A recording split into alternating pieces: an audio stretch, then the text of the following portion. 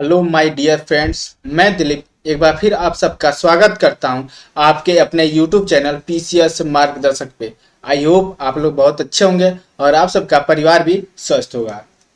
आइए देखते हैं, हम आज के अपने प्रश्नों की तरफ चलते हैं। देखिए, जिसमें आज हमारा पहला प्रश्न क्या है। तो आज का हमारा पहला प्रश्न है, देखिए, भारत के किस तट पर महाद्वीपीय मग्न तट अपेक्षाकृत अधिक चौड़ा है? पश्चिमी घाट।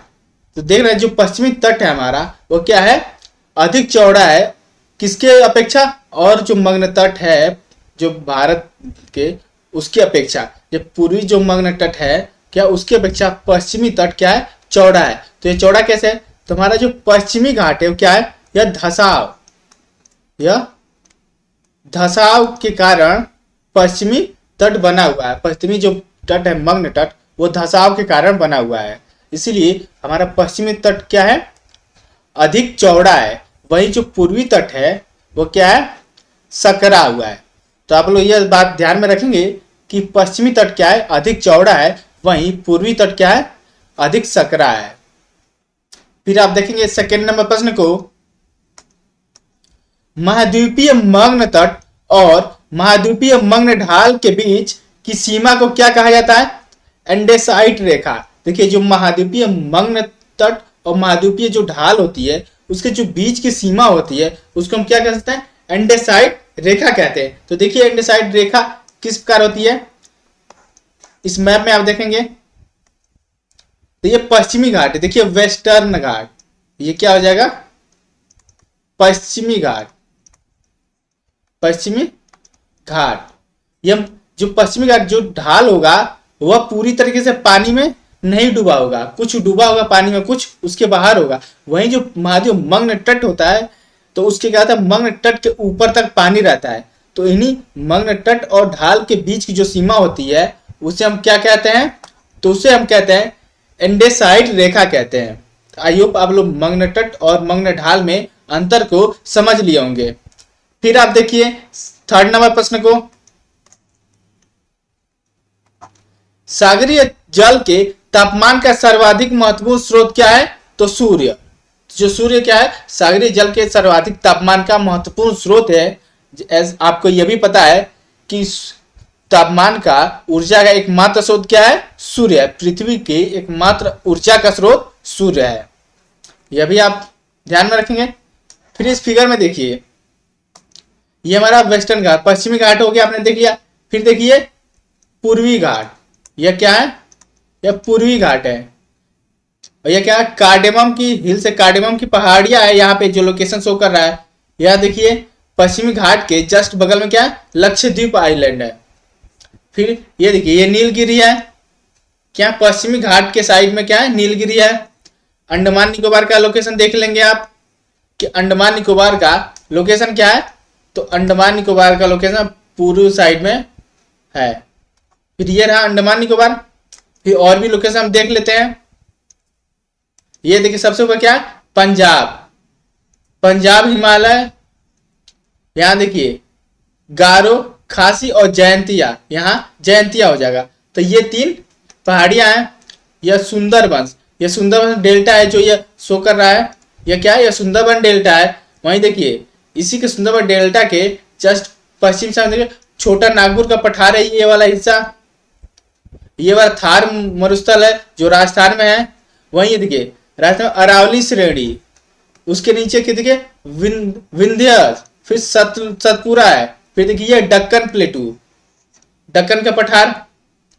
आई होप आपने भारत के मोस्टली जो दिए हुए इस मैप में आपने देख लिए होंगे, क्या, अरावली पठार, विंध्य श्रेणी, सतपुरा, डेक्कन प्लेटू, दक्कन का पठार, पूर्वी घाट और पश्चिमी घाट को भी आपने देख लिया, हिमालय को भी देख लिया, गारो, खासी, जयंतिया भी देख लिया, हिल्स कौन कौन सी है, अंडमान निकोबार का लोकेशन देख लिया, लक्षद्वीप देख लिया, नीलगिरी देख लिया आपने, कार्डेमम की पहाड़ियां भी आपने देख लिया। ये जो हिस्सा है ये क्या है, यह श्रीलंका है। तो याद रखिए यह श्रीलंका का लोकेशन है। फिर आप देखेंगे नेक्स्ट प्रश्न को, देखिए फोर्थ नंबर प्रश्न क्या है, महासागरों के जल में अधिकांश लवणता किसके कारण होती है? तो सोडियम क्लोराइड। ध्यान दिए रहेंगे कि जो महासागरों में अधिकांश उनकी लवणता होती है जल की, वो किसके कारण होती है? तो सोडियम क्लोराइड के कारण होती है, NaCl2। तो ये क्या है? सोडियम क्लोराइड के कारण क्या होती है? महासागरों के जल में अधिक लवणता होती है। फिर आप देखेंगे 5th नंबर प्रश्न को, किन अक्षांशों पर लवणता सबसे अधिक है? कर्क अक्षांश और मकर अक्षांश रेखा। देखिए जो कर्क रेखा और मकर रेखा, इन दो जगह क्या है? अधिक क्या है? लवणता है। तो कैसे इन दो ही स्थानों पे अधिक लवणता पाई जाती है? देखिए कर्क रेखा और मकर रेखा, इन दोनों के बीच में ये कर्क, ये मकर, ये कर्क, ये क्या होगा? ये मकर। आपको मैंने बताया था कि सूर्य क्या है? कर्क रेखा तक आता है जो लंबवत पड़ती है, फिर से क्या आ जाता है? ये मकर रेखा की तरफ मुड़ जाता है, चलने लगता है, फिर मकर रेखा पर आएगा, लंबवत होगा, फिर कर्क रेखा की तरफ चला जाएगा। ये कंटिन्यूअस चलता रहता है। तो आप देखेंगे कि कर्क रेखा और मकर रेखा, इन दोनों के बीच में सूर्य प्रॉपर किरणें पड़ती रहती है। जब सूर्य की किरणें प्रॉपर इन दोनों रेखाओं के बीच में पड़ेगी तो क्या होगा? जल का वाष्पोत्सर्जन होगा। तो जो वाष्पोत्सर्जन होगा तो जल की मात्रा कम होगी, तो लवणता की मात्रा अधिक होगी। आपको पता है कि जो लवणता होती है वो नीचे बैठती जाती है, और जो केवल खारा पानी, केवल जल जो होता है वो ऊपर उठता जाता है भाप बन के। तो इसीलिए कर्क रेखा और मकर रेखा के बीच में सबसे अधिक लवणता पाई जाती है, इन्हीं दो अक्षांशों के बीच में। तो किन किन अक्षांशों? 23.5 डिग्री उत्तरी अक्षांश कर्क रेखा और 23.5 डिग्री दक्षिणी अक्षांश मकर रेखा के बीच में अधिक लवणता होती है। फिर आइए आप अगले प्रश्न 6 नंबर को देखिए, किन अक्षांशों पर लवणता सबसे कम है? भूमध्य रेखा व ध्रुव पर। देखिए भूमध्य रेखा और ध्रुव पर क्या है? सबसे अधिक नहीं है, सबसे कम है क्या है? लवणता। तो यह भी आप याद रखेंगे कि ध्रुव पर और भूमध्य रेखा पर क्या है? लवणता सबसे कम है। कैसे? आपको पता है कि भूमध्य रेखा पे सबसे अधिक वर्षा होती है। जब वर्षा होगी, वाष्पोत्सर्जन तो होगा जल का, लेकिन वर्षा होने के कारण फिर से वो बराबर हो जाती है, इसलिए भूमध्य रेखा पर क्या होगा? लवणता कम होगी। वहीं ध्रुव पर क्या होगा? ध्रुव पे सूर्य की किरणें प्रॉपर पड़ती ही नहीं है तेज रूप में कि जल क्या हो गया? उत्सर्जित हो जाए। अगर नहीं होगा तो इसीलिए ध्रुव पर क्या होगी? लवणता सबसे कम हो जाएगी। आई होप ये बात आप लोग समझ गए होंगे। फिर देखिए 7वें नंबर प्रश्न पे, पृथ्वी पर सर्वाधिक लवणता कहां पाई जाती है? झीलों में। तो ये ध्यान दिए रहेंगे कि जो पृथ्वी पर सर्वाधिक लवणता है झीलों में। और झील कैसा? झील देखिए, अगर कहीं भी झीलों का क्या होगा? चारों तरफ से स्थल से घिरा हुआ होगा, इसके जल का स्रोत कम होगा। कहां से जल लगा? वर्षा हुआ तो जल इसमें इकट्ठा हो गया। पहाड़ियों पे है तो क्या होगा? जगह जगह से जल इसमें आकर इकट्ठा होगा। जल जब इसमें इकट्ठा हो गया तो क्या होगा? सूर्य की जब किरणें इस पे पड़ेगी तो क्या होगा? वाष्पोत्सर्जित होगा। तो वाष्पोत्सर्जित हो जाएगा तो क्या हो? लवणता युक्त जल जो है सिर्फ बचा रहेगा। तो इसीलिए क्या होगा? इसमें झीलों में क्या होता है? लवणता अधिक पाई जाती है। अगर यही प्रॉपर इस झील को किसी नदी से प्रॉपर जल की सप्लाई होती रहती तो इस झील की भी लवणता क्या होती? कम होती। फिर आप देखेंगे 8 नंबर प्रश्न को, दुनिया में सबसे ज्यादा खारी झील डॉन जुआन कहाँ है? तो अंटार्कटिका। तो अंटार्कटिका में दुनिया की सबसे ज्यादा खारी झील क्या? खारा झील लवणता युक्त क्या है? डॉन जुआन जो झील है वो अंटार्कटिका में है। अभी हम लोग क्या है फिगर में देखेंगे।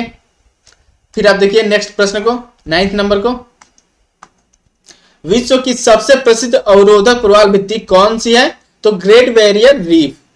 ध्यान दिए रहेंगे कि जो ग्रेट बैरियर रीफ है जो विश्व की सबसे प्रसिद्ध प्रवाल भित्ति है और सबसे अधिक यहीं पे होता है। फिर आइए देखिए इस फिगर में आप लोग को दिख जाएगा, ये देखिए ये क्या? ये हमारा ऑस्ट्रेलिया है, ये ऑस्ट्रेलिया है। और ऑस्ट्रेलिया के उत्तर और पूर्व साइड में ये देखिए, ये पूर्वोत्तर साइड में क्या है? Great barrier reef. यहीं पे ये वाला एरिया क्या है? ये ग्रेट बैरियर रीफ का है। यहीं पे सबसे बड़ा ग्रेट बैरियर रीफ है। और ये इसका लोकेशन देख लिए, ये देखिए इसके जस्ट ऊपर देखें कौन सा है? Papua New Guinea. Papua New Guinea हो गया। और इसके ग्रेट बैरियर रीफ के जस्ट पूर्व में क्या है? पैसिफिक ओशियन, प्रशांत महासागर। फिर यहाँ कोरल सी, कोरल सागर कहाँ पे है? तो ग्रेट बैरियर रीफ के पूर्व में कोरल सागर है। फिर देखिए ऑस्ट्रेलिया के जस्ट ऊपर क्या है, ईस्ट तिमोर। ईस्ट तिमोर क्या है, ऑस्ट्रेलिया के जस्ट ऊपर है। और इस तिमोर के जस्ट पश्चिम साइड में क्या है, इंडोनेशिया है। तो इसका लोकेशन भी आप याद रखेंगे क्योंकि कई बार लोकेशन आपसे पूछे जाते हैं। ये देखिए ये हमारा इंडियन ओशियन है। फिर सार्क बे, सार्क की खाड़ी। ये देखिए ग्रेट ऑस्ट्रेलियन बाइट, ऑस्ट्रेलिया के जो मैप उसी के जस्ट नीचे देखेंगे दक्षिण साइड में तो क्या ग्रेट ऑस्ट्रेलियन बाइट है। और आप लोग को इसके ऑस्ट्रेलिया के जस्ट आप कहां पे देखेंगे तो दक्षिण पश्चिम साइड में आप जब देखेंगे इस दक्षिण पश्चिम साइड में तो यह अंटार्कटिका है। और यहीं पे क्या है डान जुआन जो झील है यहीं पे है अंटार्कटिका में। तो आई होप यह बात आप लोग समझ में आ गई होगी। देखिए नेक्स्ट प्रश्न को, ग्रेट बैरियर रीफ किस महाद्वीप के पूर्वी तट के सहारे स्थित है? तो ऑस्ट्रेलिया। देखिए अभी आपने फिगर में देख लिया कि जो ग्रेट बैरियर रीफ है ऑस्ट्रेलिया के पूर्वी साइड में स्थित है। फिर आप अगले प्रश्न को देखेंगे, उत्तरी विषुवतरेखीय जलधारा में से उत्तर की ओर मुड़ जाने वाली धारा का क्या नाम है? क्यूरोसियो जलधारा। यह क्या है? क्यूरोसियो जलधारा। कौन सी? जो उत्तर विषुवतीय जलधारा में से जो उत्तर की ओर मुड़ जाती है उनका क्या नाम है? क्यूरोसियो जलधारा। इन जलधाराओं के नाम आप बखूबी याद रखेंगे कि इन जलधाराओं में से जितने भी पीपीटी में ऐड किए हुए हैं उनमें से एक न एक आपके एग्जाम में पूछे जाते हैं। तो आप इन सारे को याद रखेंगे तभी आप इस क्वेश्चन को टैकल कर ले जाएंगे कि कौन सी जलधारा कहाँ बहती है और कौन सी जलधारा गर्म है और कौन सी जलधाराएं ठंडी है। तो जब आप इसको अच्छे से पढ़ेंगे तभी आप इसके आंसर कर पाएंगे। फिर देखिए 12 नंबर प्रश्न को, बेरिंग जलडमरू मध्य से दक्षिण साइबेरिया तट के साथ बहते हुए क्यूरोसियो की धारा से मिलने वाली ठंडी कैलिफोर्निया धारा को किस नाम से जाना जाता है? तो ओयासियो जलधारा। तो यह ध्यान दिए रहेंगे कि किसको ओयासियो जलधारा नाम दिया जाता है? तो बेरिंग जो जलडमरू मध्य है उसके दक्षिण में जो साइबेरिया तट है उसके साथ क्या है क्यूरोसियो जलधारा के मिलने वाली ठंडी जलधारा जो कैलिफोर्निया के जब आपस में मिल जाती है तो इसका नाम क्या हो जाता है? ओयासियो जलधारा। जो जलधाराएं जब आपस में मिल जाती है तो उनका तीसरा नाम क्या हो जाता है? ओयासियो जलधारा। तो आई होप ये बात आपको समझ में आ गई होगी। फिर देखिए अगले प्रश्न को 13 नंबर, ओयासियो जलधारा का अन्य नाम क्या है? क्यूराइल जलधारा। ध्यान दिए रहेंगे कि ओयासियो जो जलधारा है उसका अन्य नाम क्या है?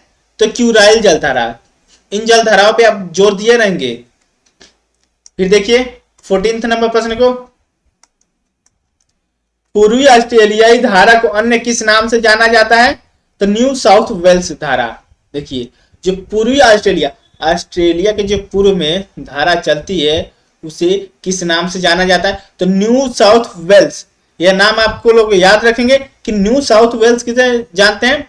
तो पूर्वी ऑस्ट्रेलियन जो जलधारा चलती है उन्हीं धाराओं को एक नाम दिया गया, क्या? New South Wales.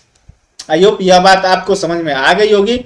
फिर आप देखिए अगले प्रश्न को 15 नंबर, कौन सी महासागरीय जलधारा भारत में मानसून की स्थिति पर प्रभाव डालती है? तो अल नीनो जो जलधारा है वो भारतीय मानसून पे क्या करती है? तो प्रभाव डालती है। तो याद रखेंगे अल नीनो क्या करती है? भारतीय मानसून पे प्रभाव डालती है।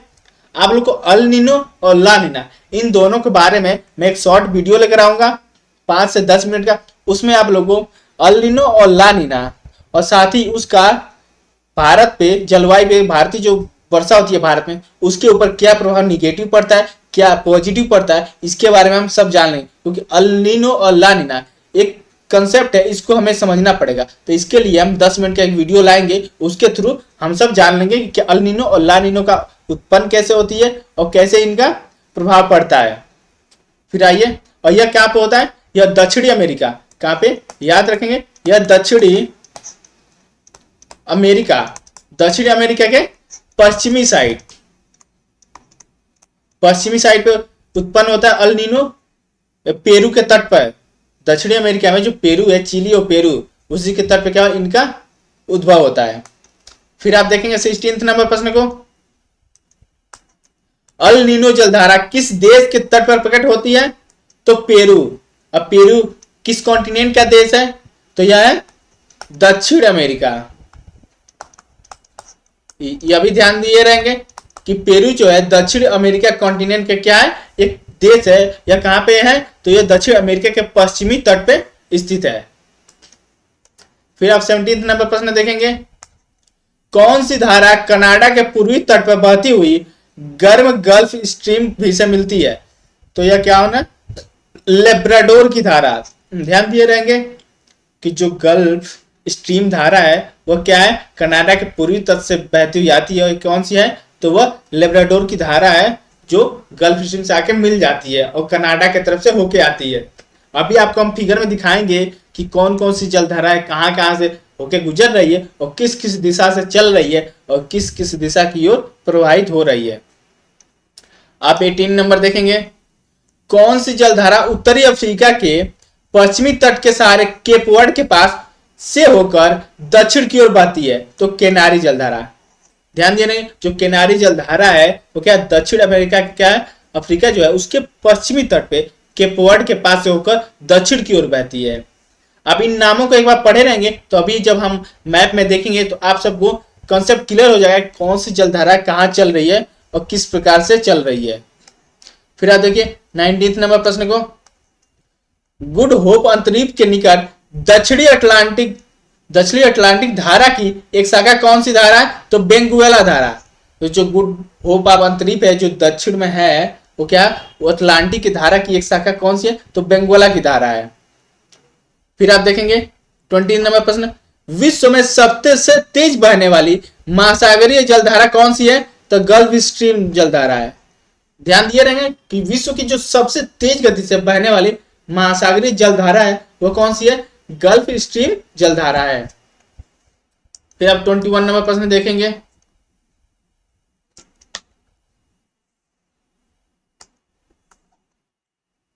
दक्षिणी विषुवतीय धारा से किस धारा का जन्म होता है, तो मोजाम्बिक धारा।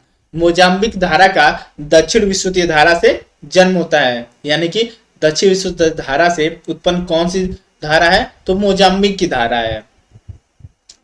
फिर आप देखेंगे 22 नंबर प्रश्न को, अफ्रीका के पूर्वी तट के लगभग 80 किलोमीटर की दूरी पर कौन सी धारा बहती है, तो अगुलहास धारा बहती है। जो दक्षिण अफ्रीका देखिए अफ्रीका कॉन्टिनेंट हो गया, उसी के जो पूर्वी तट के लगभग 80 किलोमीटर दूर 80 किलोमीटर दूरी पे क्या होती है, एक धारा बहती है। उस धारा का हम नाम क्या है, तो उस धारा का नाम है अगुलहास धारा। ताइयो इस बात को आप लोग समझ गए होंगे। फिर आप देखेंगे 23 नंबर प्रश्न को,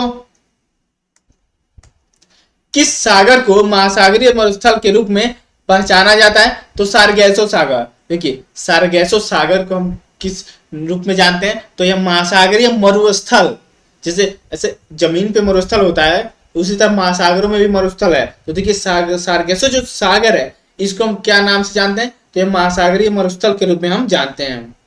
आई होप इस बात को समझ गए होंगे। फिर आप देखेंगे 24 नंबर प्रश्न को, दुनिया की सबसे बड़ी खाड़ी कौन सी है, तो मैक्सिको की खाड़ी।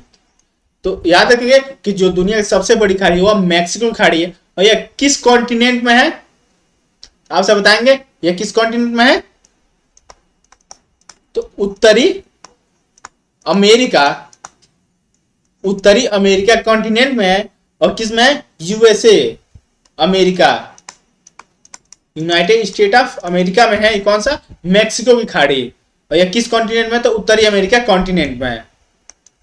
आप देखेंगे इस फिगर में आप लोगों को सारे करंट को एकदम कंफर्म हो जाएंगे कौन से कहां बहती है। देखिए ग्लोबल ओशियन करंट, यानी कि विश्व के महासागरीय जलधाराएं। तो देखिए कौन कौन सी जलधाराएं गर्म है, देखिए जो भी रेड कलर से क्या है, रेड मीन्स ऑफ गर्म, और जो भी दिया होगा किसे, ब्लू ठंडी। और रेड कलर से जो भी आपको दिख रहा है जलधारा है वो क्या है, वो गर्म जलधारा है। वहीं जो ब्लू कलर से दिख रहा है एरो वो क्या है, वो ठंडी जलधारा है। तो आप सब इसी को लेके चलेंगे। देखिए सबसे पहले देखिए आप आइए आर्कटिक ओशियन, यह आर्कटिक ओशियन हो गया। ये जो रेड कलर से शो कर रहा है तो आप लोगों को दिख रहा होगा कि यह किधर से किधर की तरफ जलधारा प्रवाहित हो रही है। यहाँ देखिए यह गल्फ स्ट्रीम कहाँ से, यह मैक्सिको खाड़ी, यह क्या है मैक्सिको खाड़ी है, यहाँ से गल्फ स्ट्रीम चल रहा है। और ये देखिए ये नॉर्थ अटलांटिक ड्रिफ्ट की तरफ चल रहा है। और ये क्या है गल्फ स्ट्रीम दो धारा में बढ़ जाता है, एक कहाँ पे आ जाता है, एक अफ्रीका की तरफ यूरोप की तरफ मुड़ जाता है, एक सीधे आर्कटिक ओशियन की तरफ जाता है। जो आर्कटिक ओशियन के तरफ जाता है वही क्या होता है फिर से तीन भागों में बढ़ जाता है। यहाँ से देखिए ये गर्म जलधारा है, फिर एक अपने पश्चिम की तरफ, एक पूर्व की तरफ, एक सीधे आर्कटिक ओशियन की तरफ आगे बढ़ जाता है। ये कौन सी जलधारा है, ये गर्म जलधारा है। तो आपको याद होगा आ जाएगा कि जो गल्फ स्ट्रीम जलधारा है वो कौन सी है, गर्म जलधारा है। ये देखिए फिर आप देखिए लेब्राडोर, ये देखिए ये लेब्राडोर की धारा है। ये कहां से आ रही है, ये कनाडा के साइड से आ रही है। और ये किस में मिलेगी, तो ये गल्फ स्ट्रीम में मिल जाएगी। तो देखते रहेंगे आप कि लेब्राडोर की जलधारा कैसी है, तो यह ठंडी है। फिर देखिए और जो भी आर्कटिक ओशियन से, जब भी ओशियन साइड से कोई भी जलधारा आएगी तो वह ठंडी होगी। और जब भी गर्म प्रदेशों से जलधारा जो जाएगी आर्कटिक ओशियन यानी कि बर्फों की तरफ, तो क्या होगी, गर्म होगी। तो देखिए लेब्राडोर की जलधारा ठंडी और गल्फ स्ट्रीम गर्म होगा। फिर आप देखेंगे कैनारी, या कैनारी देखिए अफ्रीका के जस्ट पश्चिम में, जो अफ्रीका कॉन्टिनेंट लिखा हुआ है इसके जस्ट पश्चिम में कैनारी की जलधारा है। ये कैसी है, यह ठंडी है। देखिए ये कहाँ से आ रही है, तो यह यूरोप की साइड से यह आ रही है। तो कैसी है, यह ठंडी जलधारा है। ये देखिए यह इक्वेटर है। ये क्या है, ये इक्वेटर है। इक्वेटर के पास देखिए नॉर्थ इक्वेटोरियल करंट है। ये क्या है, नॉर्थ इक्वेटोरियल करंट किसके तरफ जा रहा है, तो मैक्सिको की खाड़ी की तरफ बढ़ रहा है। ये कैसा है, ये गर्म जलधारा है। ये आप देख लिए यहाँ पे इस वाले रीजन में कौन कौन से करंट है। अब इसके जस्ट नीचे ये नॉर्थ इक्वेटोरियल करंट के नीचे क्या है, equatorial counter current. Equatorial counter current क्या होता है कि जलधारा जब एक पूर्व से पश्चिम की तरफ चल रही है, फिर पश्चिम से पूर्व की तरफ चलने लगे, एक आ रही है फिर जाने लगे, तो क्या होगा, काउंटर करंट, यानी कि किसी चीज को काउंटर कर रहा है, अपोजिट कर रहा है, तो क्या होगा, इक्वेटोरियल काउंटर करंट हो जाता है। यह कैसा होगा, गर्म। क्यों, क्योंकि यहाँ पे देखेंगे आप सूर्य किरणें हमेशा पड़ती रहती है, इसलिए क्या होगा, यह गर्म धारा होगा। यहाँ पे आपने देख लिया। फिर जस्ट इसी के नीचे आइए आप, इसी के नीचे आपको दिख रहा होगा साउथ इक्वेटोरियल। देखिए ये साउथ इक्वेटोरियल क्या है, ये गर्म है। यह साउथ अमेरिका के तट से टकराएगा, तो ये क्या है, ये गर्म जलधारा है। वहीं ये टकराने के बाद ये देखिए मुड़ जाएगा किस तरफ, तो यह अंटार्कटिका की तरफ मुड़ जाएगा, तो ये कैसा है, ये गर्म है। वहीं यहां तक आएगा गर्म तक। और इसके बाद देखिए ये अंटार्कटिका की साइड में क्या है, पूरे बर्फ से ढका हुआ है, तो यहाँ पे कोई भी यहाँ से अगर जलधारा जाएगी तो कैसी होगी, वह ठंडी होगी। तो देखिए तो जो बेंगुएला की धारा है इसी से होके जाती है, तो इसलिए कैसी है, यह ठंडी है। तो आप याद रखेंगे कि जो बेंगुएला की जलधारा है वह कैसी है, वह ठंडी है। तो आपने क्या देख लिया, अटलांटिक ओशियन में जितनी जलधाराएं चलती है गर्म और ठंडी, आप सबने देख लिया। अब आइए पैसिफिक ओशियन में देखते हैं, फिर इंडियन ओशियन की तरफ आगे बढ़ेंगे। फिर देखिए ये पैसिफिक ओशियन में कौन का है, सबसे ऊपर से हम शुरू करें कहां से, नॉर्थ अमेरिका से। तो आइए शुरू करते हैं नॉर्थ अमेरिका के। ये देखिए ओयासियो, देखिए ये आर्कटिक ओशियन की तरफ से आ रहा है, क्या है, अलास्का के साइड से क्या है, ओयासियो जो जलधारा कैसी है, ठंडी जलधारा है। कौन सी, ओयासियो। फिर वहीं देखेंगे इधर से पैसिफिक ओशियन से जो आ रहा है, यह क्या है, गर्म जलधारा है, नॉर्थ पैसिफिक ओशियन। ये नॉर्थ पैसिफिक ओशियन में क्या है, यहाँ से एशिया के सबसे निकट, देखिए यहाँ से ये कोई क्यूरोसियो जलधारा इससे निकल के आ रही है, कौन सी, यही जलधारा जो नॉर्थ अमेरिका के पश्चिमी साइड से टकरा रही है। ये कौन सी जा रहा है, क्यूरोसियो। जो रेड कलर से दिख रहा है कौन सी जलधारा है, तो क्यूरोसियो। और कैसी जलधारा है, तो यह गर्म जलधारा। जबकि वही ओएसियो जलधारा कैसी है, यह ठंडी जलधारा है। फिर आप देखेंगे ये कैलिफोर्निया, ये जो कैलिफोर्निया ये कैसी जलधारा है, तो यह ठंडी जलधारा। ये देखिए नॉर्थ अमेरिका के पश्चिमी साइड से किधर की तरफ जा रही है, तो यह इक्वेटर की साइड जा रही है। तो कैसी है, यह ठंडी जलधारा है। देखिए ये ब्लू कलर से दिखा है, तो कैलिफोर्निया कैसी जलधारा, ठंडी जलधारा है। इक्वेटर के पास जो भी जलधाराएं उत्पन्न होगी वो क्या होगी, गर्मी होगी। तो यह बात आप ध्यान में रखेंगे। फिर जस्ट आइए दक्षिण अमेरिका के साइड, देखिए साउथ इक्वेटोरियल, इसमें देखिए पेरू के तट पे क्या है, ये जो भी दिख रहा है ये ब्लू कलर से, ये क्या है, ये ठंडी जलधारा है। देखिए पेरू के तट है, ये क्या ठंडी जलधारा है। और वहीं इसके जस्ट आगे बढ़ेंगे इक्वेटर की तरफ, वहां से क्या होगा, जलधारा ठंडी तो वहां जाती है लेकिन वहां पे गर्म हो जाती है, गर्म होकर फिर आगे की तरफ बढ़ती है, तो इसलिए क्या होगा, ये गर्म जलधारा होगा। साउथ जो इक्वेटोरियल के आसपास क्या होगी, जलधाराएं गर्म होंगी। तो आपने ये भी देख लिया ये कौन कौन सी जलधारा गर्म है, कौन सी ठंडी है, किस प्रकार चलती है। फिर अब आइए हम देखते हैं कौन सा, पहले देखते हैं पैसिफिक ओशियन की एक साइड बचा हुआ है उसको देख लेते हैं, फिर हम इंडियन ओशियन की तरफ आगे बढ़ेंगे। ये देखिए जो क्यूरोसियो है, क्यूरोसियो जलधारा का उत्पन्न कहां से होता है, इक्वेटर से होता है। जब इक्वेटर से कोई भी जलधारा का उत्पन्न होगा तो क्या होगा, यह गर्म होगा। तो इसलिए क्यूरोसियो जो जलधारा है वो कैसी है, वो गर्म जलधारा है। देखिए इक्वेटर से ऊपर की तरफ जा रही है नॉर्थ साइड में, तो ये भी गर्म होगी। जो दक्षिण की साइड आती है, देखिए ऑस्ट्रेलिया की साइड, ये क्या होगा, ये भी गर्म होगा। अब देखेंगे हम इंडियन ओशियन, इंडियन ओशियन में जलधाराएं कौन कौन सी चलती हैं, आइए देख लेते हैं। ये देखिए इंडियन ओशियन क्या है, एक इक्वेटर के से क्या हुई, एक जलधारा जा रही है गर्म, एक गर्म जलधारा आ रही है। तो जब गर्मी का मौसम होता है तो क्या होता है, देखिए जलधाराएं गर्म होते जाती हैं, एक आती हैं। इक्वेटर के आसपास जितने भी जलधाराएं होंगी वो आपको गर्म ही जलधारा मिलेगी। तो देखिए इंडियन ओशियन में सिर्फ कौन सी जलधारा आपको एकदम ठंडी मिलेंगी, देखिए जो अंटार्कटिका से जो जलधाराएं जाएंगी सिर्फ वही आपको ठंडी मिलेगी। अदरवाइज जितनी जलधाराएं होंगी इक्वेटर के पास उत्पन्न होंगी वो सारी जलधाराएं कैसी होंगी, वह गर्म होगी। तो आई होप आप सबने देख लिया होगा कि कौन कौन सी जलधाराएं गर्म है और कौन कौन सी जलधाराएं ठंडी है। और आप सब इस गर्म और ठंडी जलधाराओं को याद रखेंगे, यहाँ से क्वेश्चन पूछे ही जाते हैं। और यह भी दे दिया जाता है कि कौन सी जलधारा कहाँ पे चलती है, तो कभी दे देगा नॉर्थ अमेरिका के जो दक्षिण में है कौन सी जलधारा चलती है, तो गल्फ स्ट्रीम।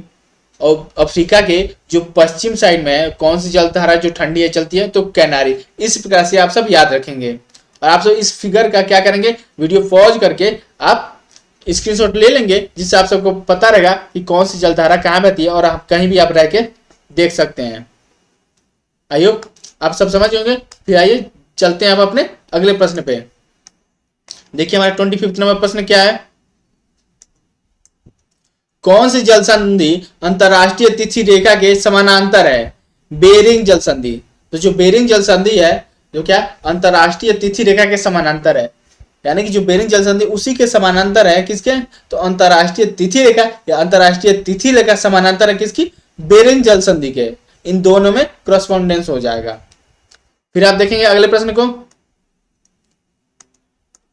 बेरिंग जल संधि किन दो स्थल भागों को अलग करती है, तो एशिया और उत्तरी अमेरिका। जो एशिया है और उत्तरी अमेरिका है उसको कौन सी जल संधि अलग करती है, तो बेरिंग जल संधि अलग करती है। आप लोग ध्यान दिए रहेंगे, जल संधियां भी पूछे जाते हैं।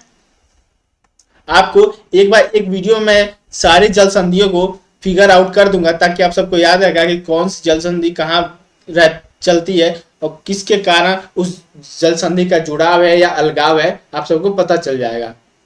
फिर आप देखिए 27 प्रश्न, अंडमान सागर व दक्षिणी चीन सागर को कौन सी जल संधि जोड़ती है, तो यह मलक्का जल संधि।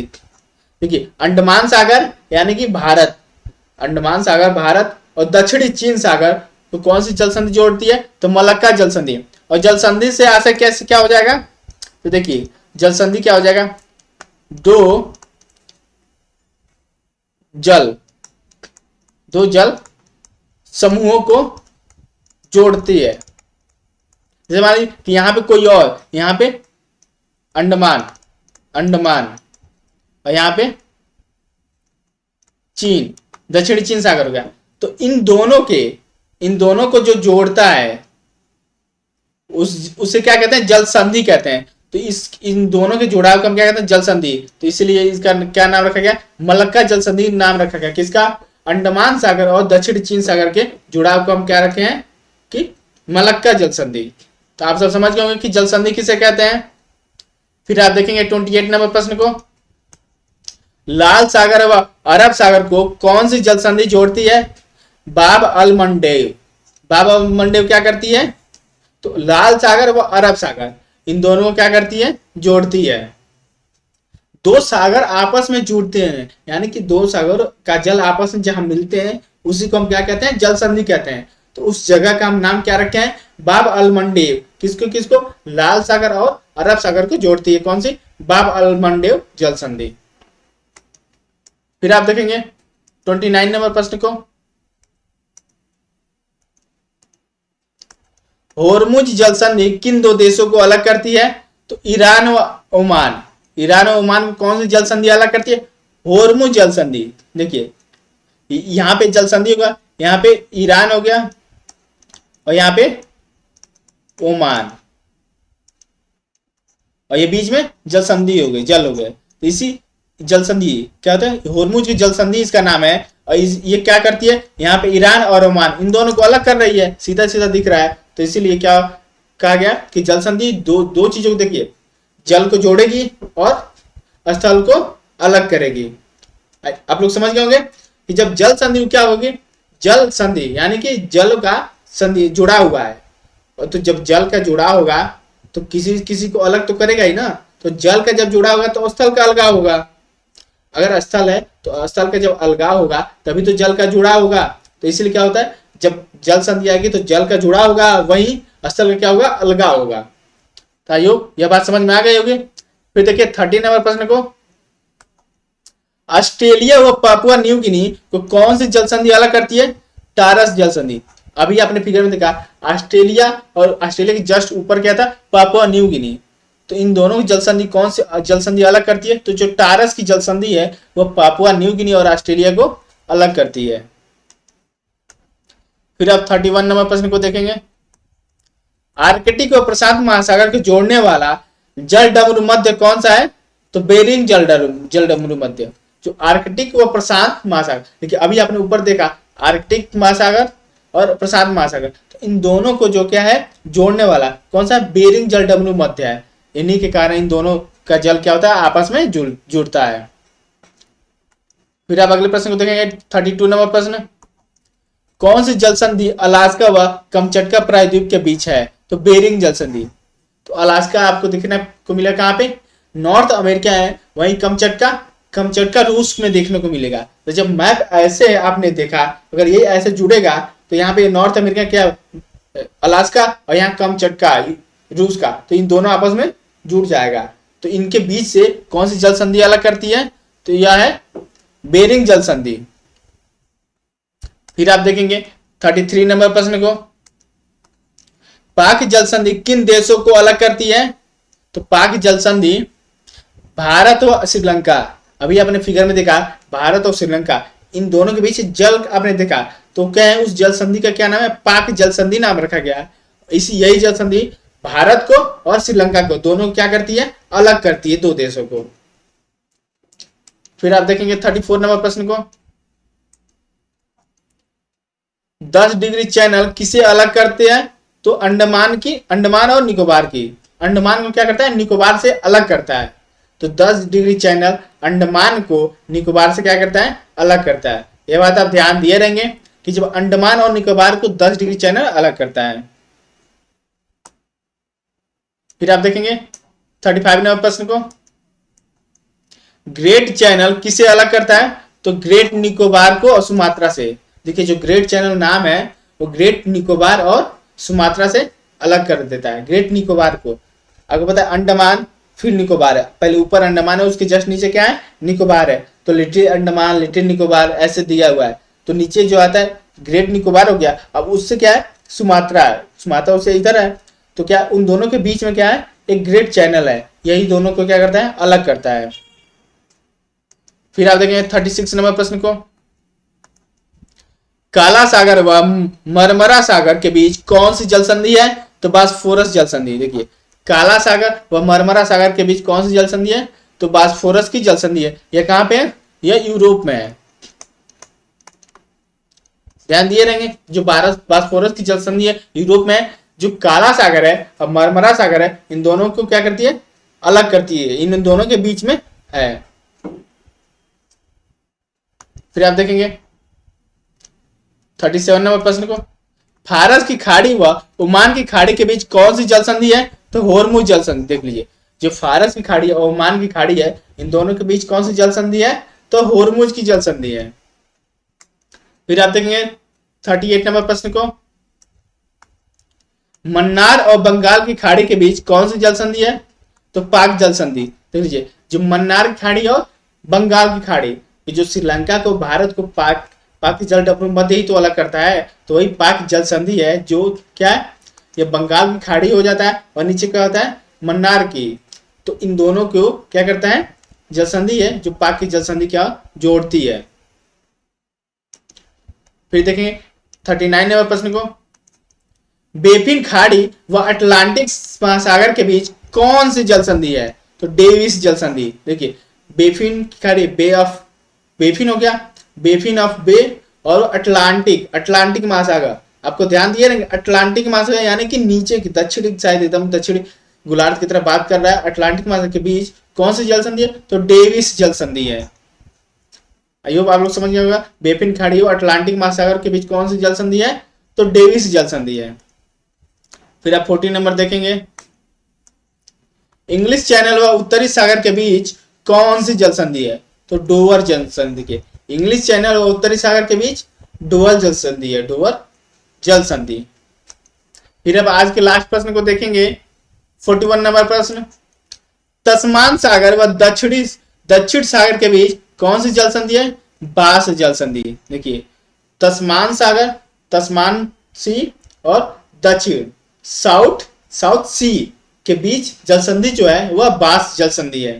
ताइयो आप सबको समझ में आ गया होगा कौन सी जल संधि कहाँ पे और किन किन सागरों को जोड़ती है और किन किन स्थल देशों को क्या करती है? जल संधि अलग करती है।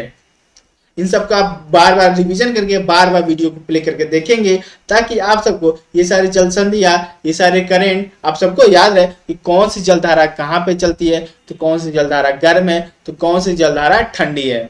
बार बार आप देखेंगे तो वैसे ही आप बार बार देखेंगे तो आपको याद आते रहेगा कि कौन सी जल संधि कहाँ पे है और कौन सी करंट, कौन सी जलधारा कहाँ पे चलती है, कौन सी गर्म है, कौन सी ठंडी है। तो आई होप आप सबने अच्छे से सब क्लास किया होगा। और देखिए, आज क्या हमारा 41 क्वेश्चन कंप्लीट हो गया, क्योंकि वहां था हमने क्वेश्चन इसलिए लिया 41 था, ताकि वहां हमारा ये क्या होता, जल संधि कंप्लीट हो रहा था। अब इसके आगे क्वेश्चन हम अगले लेक्चर में लेंगे। इसके पहले भी हम लेक्चर बंद कर सकते थे, लेकिन नहीं, क्योंकि अगर बंद कर देते तो आपको जल संधि 2 पार्ट में देखने पड़ते, 2 वीडियो में, तो आपको कंफ्यूजन बना रहता है। इसलिए मैंने एक ही वीडियो में 41 क्वेश्चन ऐड किए, ताकि आप सबको एकदम पढ़ने में आसानी हो, आप सबके दिमाग में फिट हो जाए। आप लोग लगातार हमारे चैनल को सब्सक्राइब करते रहें, लाइक शेयर करते रहें, ताकि हमारा चैनल भी और लोगों तक पहुंच सके और वो सब भी हमारे चैनल से द्वारा पढ़ाए जा रहे कंटेंट का लाभ ले सके और एग्जाम में हमारा सहयोग पा सके। क्योंकि अगर सबका थोड़ा थोड़ा सहयोग होगा ना, तो आप बहुत आगे तक जाएंगे। इसलिए आप हम अपने लक्ष्य को प्राप्त करने में हमारा सहयोग लीजिए और आप अपने लक्ष्य को प्राप्त कीजिए। तो आई होप आप सब सही होंगे। फिर चलिए आज की क्लास को यहीं एंड करते हैं। जय हिंद, जय भारत।